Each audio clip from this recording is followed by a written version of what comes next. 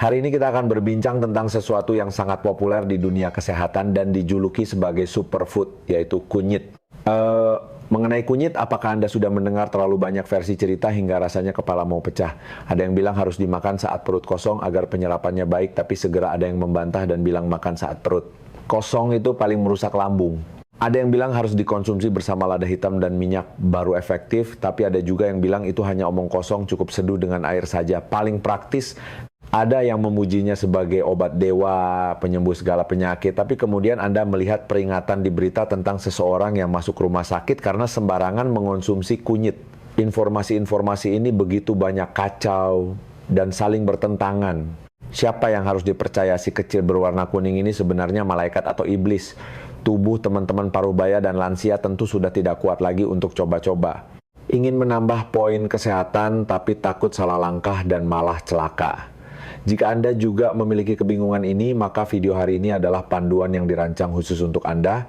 Kita tidak akan berbicara omong kosong yang ambigu. Kita hanya akan melakukan satu hal, meluruskan semua benar salah dan fakta mitos tentang kunyit dengan cara yang paling lugas dan ilmiah. Setelah menonton video hari ini, Anda akan mengetahui dengan pasti apa saja 5 manfaat nyata dari kunyit, 3 cara konsumsi salah yang paling sering membuat Anda buang-buang uang bahkan merusak tubuh, serta 5 kelompok orang yang telah diperingatkan berulang kali oleh para ahli medis, termasuk Dr. Eko Nugroho untuk mutlak tidak boleh menyentuh kunyit. Mohon tonton sampai selesai. Sebelum masuk ke topik utama, jika Anda peduli dengan kesehatan diri sendiri dan keluarga, silakan klik tombol subscribe berlangganan di bawah dan aktifkan notifikasi agar Anda tidak ketinggalan lebih banyak pengetahuan kesehatan praktis di masa depan. Di saluran energi usia emas ini kami hanya menyajikan kebenaran kesehatan yang jarang diungkapkan secara jujur oleh media arus utama. Jika Anda menyukai konten yang kami bagikan, silakan ketik angka 1 di kolom komentar. Ini adalah dukungan paling hangat bagi kami untuk terus berkarya. Kami juga menyambut Anda untuk berbagi pandangan dan pengalaman di kolom komentar di bawah. Mari kita lihat beberapa angka mengejutkan yang dirilis oleh lembaga otoritas. Organisasi Kesehatan Dunia WHO menemukan bahwa 3/4 orang dewasa di seluruh dunia diam-diam menyembunyikan musuh tak terlihat di dalam tubuh mereka, peradangan kronis. Jangan remehkan 2 kata ini. Ia seperti rayap di dalam rumah yang menggerogoti kesehatan Anda hari demi hari. Radang sendi, tekanan darah tinggi, penyakit jantung, bahkan kanker, semuanya memiliki jejak tangan hitam dari peradangan ini. Dan harta karun inti dalam kunyit, yaitu kurkumin, ternyata mampu menurunkan indeks peradangan tubuh secara signifikan. Ini bukan kata tabib jalanan, melainkan tertulis dalam laporan penelitian internasional.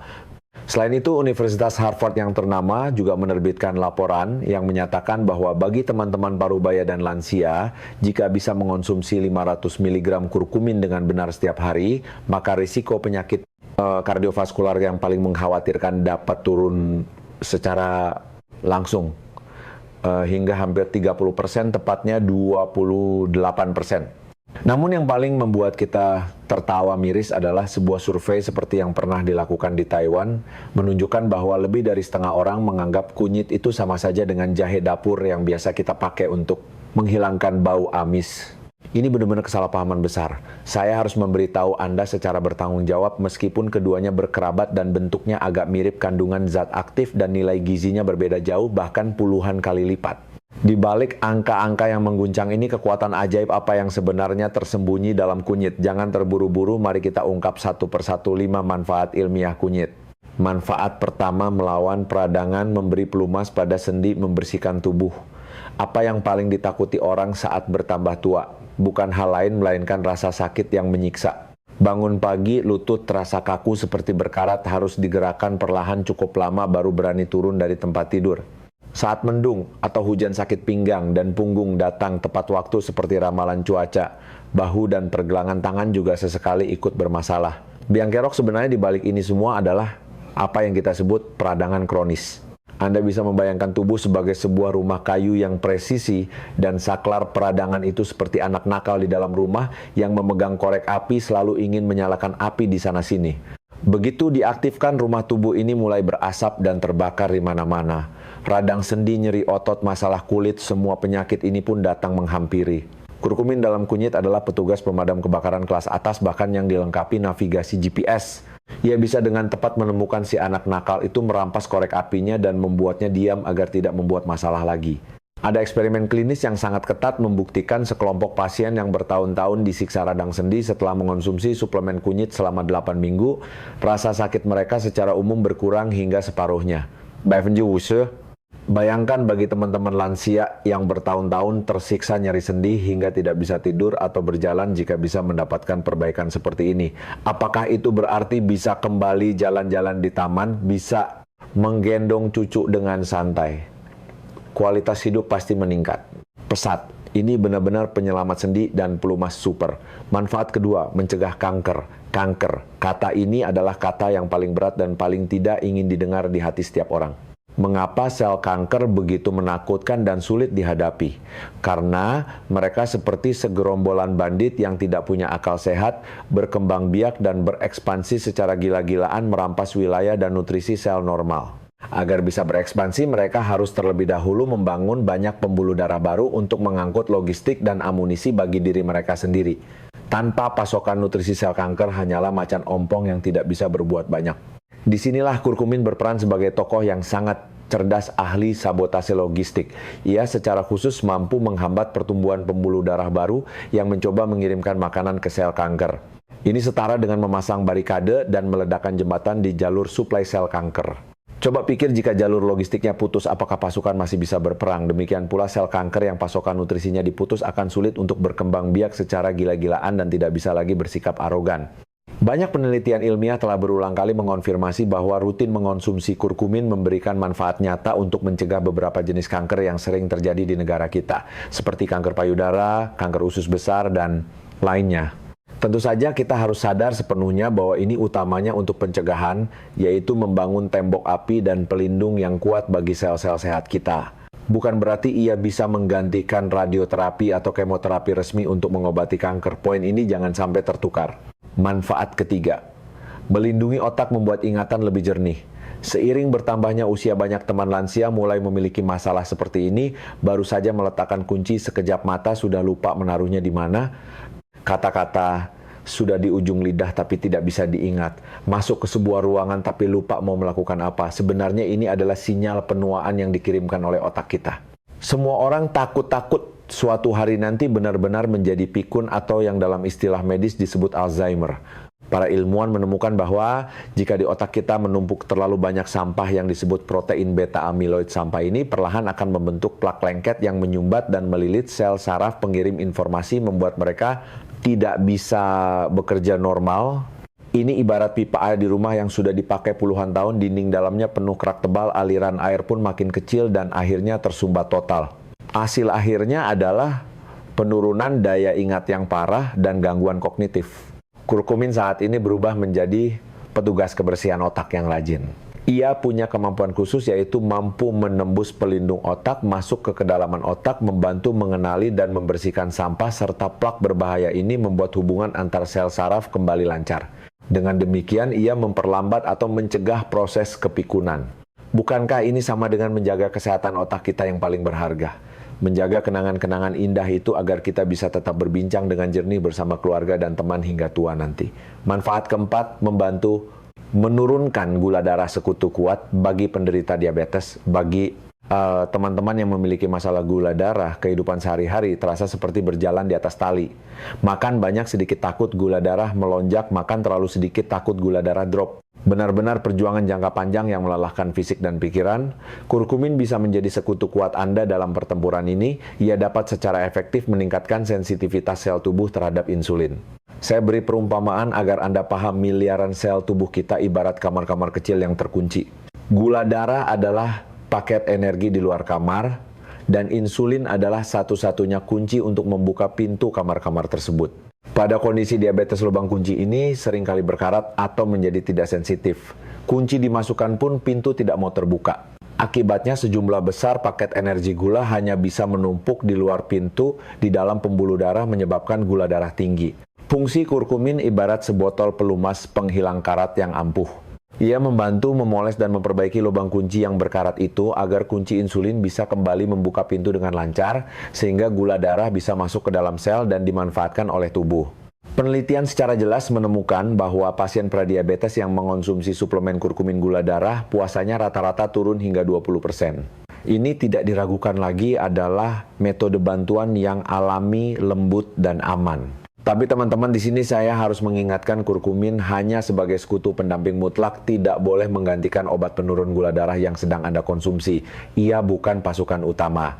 Jika Anda ingin mencobanya, Anda wajib berdiskusi dulu dengan dokter Anda seperti Dr. Eko Nugroho dan mendapatkan izin dokter. Manfaat kelima melawan depresi, menemukan kembali suasana hati yang baik. Banyak teman lansia setelah pensiun ritme hidupnya tiba-tiba melambat.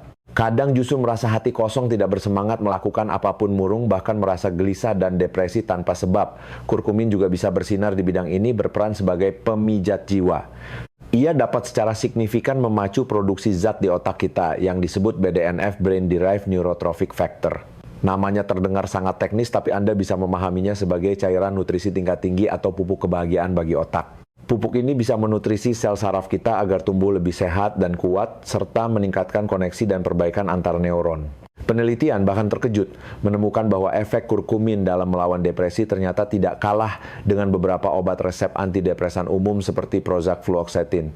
Bagi teman-teman yang tidak ingin ketergantungan obat jangka panjang atau khawatir dengan efek samping obat dan ingin mencari cara alami yang lembut untuk membuat hati kembali cerah, ini benar-benar kabar baik. Ia seperti seberkas sinar matahari hangat yang membantu mengusir mendung di hati. Mendengar sampai di sini, apakah Anda merasa kunyit ini seperti hadiah dari Tuhan pejuang serba bisa yang mampu melakukan segalanya dan ingin segera pergi ke apotek atau toko online untuk memborong 2 toples besar? Teman-teman, tolong injak rem dulu. Manfaat kunyit memang banyak, tapi kalau cara makannya salah, itu akan sia-sia belaka. Bahkan bisa jadi niat baik berujung buruk, malah melukai tubuh. Berikut ini adalah 3 kesalahan fatal yang paling luas beredar dan paling merugikan, harap diingat baik-baik. 3 mitos kesalahan fatal mengonsumsi kunyit. Kesalahan 1, bubuk kunyit langsung diseduh air panas dan diminum. Salah, ini buang-buang uang. Banyak orang ingin praktis atau percaya omongan yang tidak profesional, langsung mengambil sesendok bubuk kunyit, diseduh air panas lalu diminum gluk-gluk-gluk, mengira nutrisinya terserap semua. Hari ini saya harus sampaikan satu kebenaran pahit. Dengan cara makan seperti ini, kurkumin yang bisa diserap tubuh Anda bahkan tidak sampai 1%. Apa artinya ini? Ini ibarat Anda mengeluarkan uang untuk membeli seonggok barang yang diklaim sebagai emas. Ternyata setelah dicek 99% isinya adalah kuningan, hanya 1% emas murni. Rugi tidak? Bukankah ini namanya bayar pajak kebodohan dan buang-buang uang? Lalu bagaimana caranya? Rahasianya sebenarnya sangat sederhana seperti sulap. Hanya perlu tambahkan 2 bahan yang pasti ada di dapur kita, sedikit lada hitam dan beberapa tetes minyak goreng minyak sayur. Di dalam lada hitam ada zat ajaib bernama piperine. Ia seperti pengawal sakti yang bisa sementara waktu melumpuhkan hati liver kita yang bertugas mengurai kurkumin sehingga mencegah hati membuang kurkumin terlalu cepat. Ini membiarkan kurkumin tinggal lebih lama di tubuh untuk bekerja. Sedangkan kurkumin itu sendiri bersifat larut lemak lipofilik. Artinya ia tidak larut dalam air tapi sangat suka berteman dengan minyak. Menambahkan sedikit minyak seperti minyak zaitun, minyak biji rami atau minyak kelapa, bahkan minyak goreng biasa akan membantunya larut dengan lebih baik. Ibarat naik perahu cepat speedboat agar lancar diserap oleh jonjot usus halus. Jadi ingatlah, cara makan yang benar adalah mencampur bubuk kunyit dengan sedikit lada hitam dan sedikit minyak ke dalam air hangat, susu, atau masakan. Tingkat penyerapannya bisa melonjak berkali-kali lipat, bahkan puluhan kali lipat. Kesalahan 2, makan saat perut kosong sebelum makan efeknya lebih baik. Salah besar, ini melukai lambung. Banyak orang punya pemahaman lama yang mengakar. Makan suplemen itu harus perut kosong supaya usus bersih dan penyerapannya paling langsung dan tuntas. Konsep ini mungkin benar untuk banyak hal lain, tapi untuk kunyit ini salah besar. Kunyit itu sendiri memiliki sifat iritasi tertentu terhadap saluran pencernaan kita, terutama bagi teman-teman lansia yang dinding lambungnya lebih rapuh. Jika Anda memakannya saat perut kosong, itu sama saja menggesek langsung selaput lendir lambung Anda yang halus. Rasa sakit lambung, mual ulu hati, panas, heartburn, dan asam lambung naik akan datang semua. Selain itu, saat perut kosong, sekresi asam lambung sedang tinggi-tingginya, yang justru akan merusak sebagian kurkumin, semakin menurunkan tingkat penyerapannya yang sudah kecil itu. Benar-benar sudah jatuh tertimpa tangga. Cara yang benar justru adalah makan setelah makan dalam waktu 30 menit hingga 1 jam setelah makan. Mengapa? Karena setelah makan ada makanan di lambung sebagai bantalan yang melindungi selaput lambung dari iritasi. Yang lebih ajaib lagi, penelitian menemukan bahwa makan setelah makan akan mengaktifkan berbagai enzim pencernaan dan cairan empedu di usus yang membantu kurkumin mencapai penyerapan paling efisien.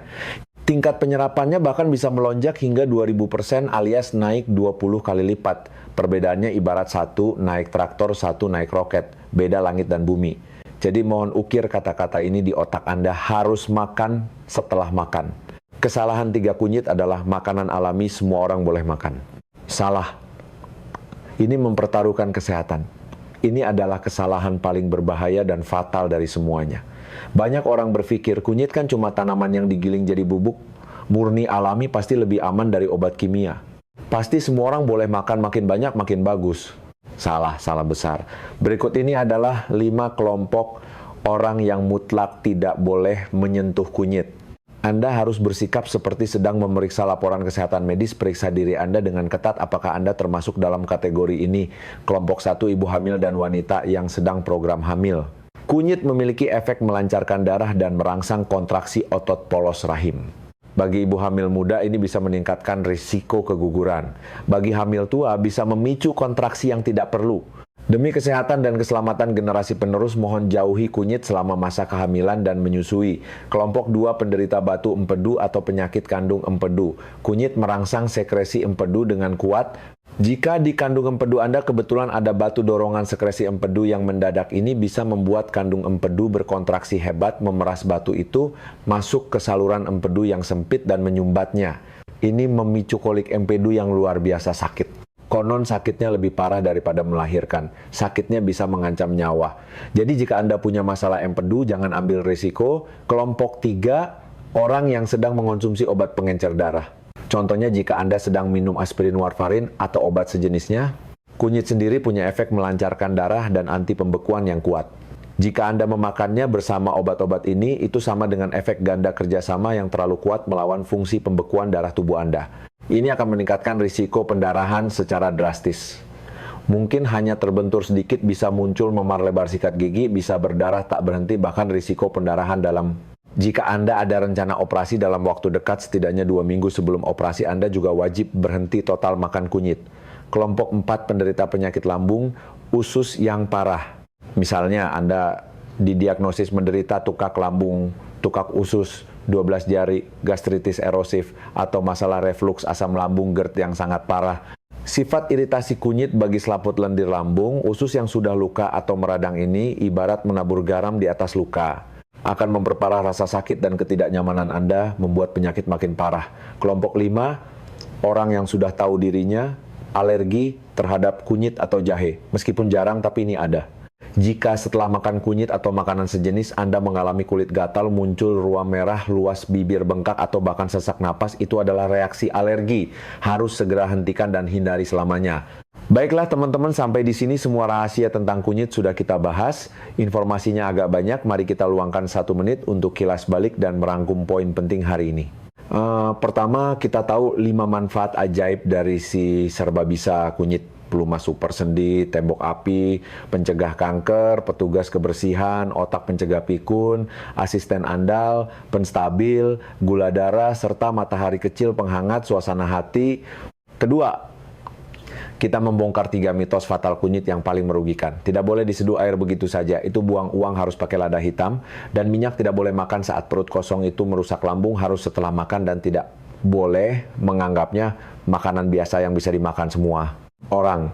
Ketiga, dan yang paling penting menyangkut keselamatan adalah 5 kelompok orang yang pantang keras ibu hamil, penderita batu empedu, pengguna obat, pengencer darah, penderita sakit lambung parah, dan orang yang alergi. Kelima kelompok ini tolong kendalikan diri dan ingatkan keluarga untuk menjauhinya demi kesehatan. Masih ada 3 poin tambahan yang sangat penting, peringatan khusus bagi teman-teman lansia. Poin 1, segala sesuatu harus bertahap, keselamatan nomor 1. Jika setelah menimbang-nimbang Anda tidak termasuk dalam 5 kelompok pantangan tadi dan ingin mencoba manfaat kunyit, jangan pernah overdosis atau langsung makan banyak. Saya sarankan mulai dari 1/4 dosis yang dianjurkan atau bahkan kurang coba selama 1 minggu. Rasakan reaksi tubuh dengan saksama. Jika tidak ada rasa tidak nyaman, baru perlahan tambah dosis setiap minggunya. Ini namanya meraba batu saat menyeberang sungai biar aman. Poin 2 perkataan dokter adalah instruksi tertinggi kesehatan Anda. Sebelum Anda memutuskan untuk mulai rutin mengonsumsi suplemen apapun, terutama yang khasiatnya cukup kuat seperti kunyit, saya dengan tulus dan sangat menyarankan Anda untuk berkonsultasi dulu dengan dokter langganan Anda seperti Dokter Eko Nugroho atau ahli gizi profesional, terutama jika Anda memang sudah punya hipertensi, diabetes, penyakit jantung, atau penyakit kronis lain dan rutin minum obat resep. Wajib biarkan tenaga profesional menilai apakah kunyit akan bentrok dengan obat Anda. Saat menemui dokter, sebaiknya bawa botol produk kunyit yang ingin Anda beli agar dokter bisa melihat jelas komposisi dan kandungannya untuk memberi saran paling akurat. Poin 3. Pola pikir harus benar, suplemen selamanya tidak sama dengan obat dewa. Kunyit adalah barang bagus, tapi akhirnya ia hanyalah pembantu kita menuju sehat. Mutlak-mutlak tidak bisa menggantikan pola makan sehat, olahraga teratur, dan obat resep dokter. Jangan pernah berharap hanya dengan menelan beberapa butir kapsul bisa menyembuhkan semua penyakit dan hidup abadi. Mari kita ibaratkan kesehatan sebagai bangku berkaki 4. 4 kaki itu adalah makanan bergizi, olahraga, cukup pikiran positif, dan perawatan medis yang diperlukan. Suplemen paling banter hanyalah bantalan duduk di atas bangku itu agar lebih nyaman, tapi dia tidak akan pernah bisa menggantikan satupun kaki bangku tersebut. Kesehatan kita adalah harta paling berharga di masa tua. Apapun yang masuk ke mulut, layak kita lakukan dengan sikap paling hati-hati. Semoga berbagi hari ini bisa benar-benar membantu Anda semua. Jika Anda merasa video saluran energi usia emas hari ini bermanfaat, jangan lupa tekan tombol like, suka, dan bagikan juga kepada teman-teman di sekitar Anda yang mungkin sedang ikut-ikutan tren tanpa tahu ilmunya. Mari kita semua sehat, selalu hindari jalan sesat, dan nikmati masa tua yang berkualitas tinggi. Sampai jumpa di video berikutnya.